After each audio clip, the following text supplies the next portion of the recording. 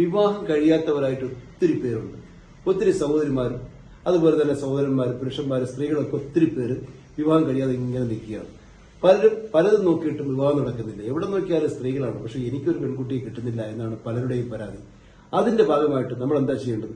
നമ്മുടെ മനസ്സിലെ ആഗ്രഹങ്ങൾ, ആ ആഗ്രഹങ്ങളൊക്കെ സങ്കല്പങ്ങളായി ഭാവനയിലൂടെ നമ്മൾ സ്വപ്നങ്ങൾ കാണാൻ വേണ്ടി പഠിക്കണം. അതെങ്ങനെയാണ്?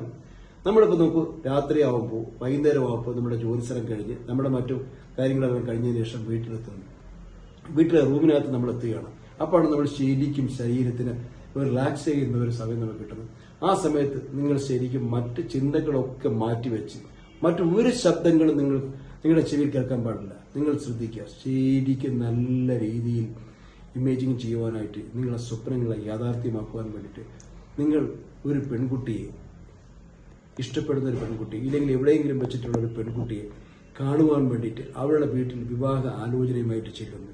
നിങ്ങളുടെ മാതാപിതാക്കളും ഇല്ലെങ്കിൽ വേണ്ടപ്പെട്ടവരുമായിട്ടാണ് ആ വീട്ടിൽ ചെല്ലുന്നത്.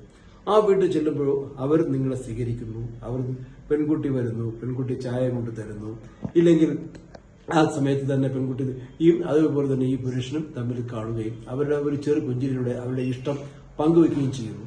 അതിനുശേഷം നമ്മൾ വീട്ടിൽ വന്നതിന് ശേഷമാണ് നമ്മൾ ചിന്തിക്കുന്നത് ആ പെൺകുട്ടിയുമായിട്ടുള്ള വിവാഹാലോചന മുതിർന്നവർ പറഞ്ഞെല്ലാം റെഡിയാക്കിയതിന് ശേഷം അവർ തമ്മിൽ സംസാരിച്ചതിന് ശേഷം എന്താ ചെയ്യുന്നത്? ഇതൊക്കെ ഇങ്ങനെ ഭാവനയിൽ കാണേണ്ട കാര്യങ്ങളാണ് ഞാൻ പറയുന്നത്. നിങ്ങളുടെ മനസ്സിനകത്ത് സങ്കല്പങ്ങളായി നിങ്ങൾ എപ്പോഴും ഇങ്ങനെ സ്വപ്നങ്ങൾ കണ്ടുകൊണ്ടിരിക്കുക. സ്വപ്നങ്ങൾ കാണുന്ന പറയുമ്പോൾ എന്റെ ജീവിതത്തിൽ നടക്കാൻ പോകുന്നു, നിങ്ങൾ വിവാഹിതനാകാൻ പോകുന്നു എന്നതിനുള്ള മുന്നോടിയായിട്ട് അത് എങ്ങനെയൊക്കെ ആയിരിക്കുമെന്ന് നിങ്ങളുടെ മനസ്സിനകത്ത് ഇങ്ങനെ കാണുകയാണ്. ആ പെൺകുട്ടിയുമായിട്ടുള്ള വിവാഹം നിശ്ചയിക്കുന്നു. ആ വിവാഹ പന്തൽ നിങ്ങൾ കയറുന്നു. പെൺകുട്ടിയുടെ കഴുത്തിൽ മിന്നു കിട്ടുന്നു. ഇതെല്ലാം നിങ്ങൾ ഭാവനയിൽ കാണുന്നു. കൈപിടിച്ച് വീട്ടിലേക്ക് വരുന്ന ഒരു രംഗം. ആ വിവാഹം നടക്കുന്നതായിട്ട് നടന്നു. നന്ദി പ്രപഞ്ചമേ നന്ദി, പ്രപഞ്ച ശക്തിയേ നന്ദി, ഐ ലവ് യു യൂണിവേഴ്സ്. അതായത് നിങ്ങളുടെ മനസ്സിനകത്ത് നിങ്ങൾ പ്രാർത്ഥിക്കുന്നു.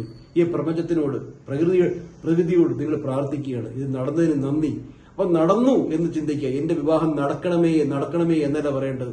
എന്റെ വിവാഹം നടന്നു, ഞാൻ വിവാഹിതനാകാൻ ആഗ്രഹിക്കുന്നു പ്രപഞ്ചമേ, എന്റെ വിവാഹം 1 മാസത്തിനുള്ളിൽ നടക്കണം. അങ്ങനെ പറഞ്ഞു പ്രാർത്ഥിക്കണം. അതോടൊപ്പം തന്നെ നമുക്ക് ചില ടിപ്സുകളുണ്ട്. അതായത് വീടുമായിട്ട് ബന്ധപ്പെട്ടിട്ടുള്ള ചിലപ്പോൾ എന്തെങ്കിലും ഫെങ്ഷുയി, വാസ്തു സംബന്ധമായിട്ടുള്ള കറക്ഷനും കൂടി ചെയ്യേണ്ടതുണ്ട്. അതും കൂടെ ചെയ്യുമ്പോൾ 100% അത് വിജയത്തിലെത്തും എന്നുള്ള യാതൊരു സംശയം വേണ്ട. പുതിയൊരു വീഡിയോ വീണ്ടും കാണാം. അതുവരെ നന്ദി, നമസ്കാരം.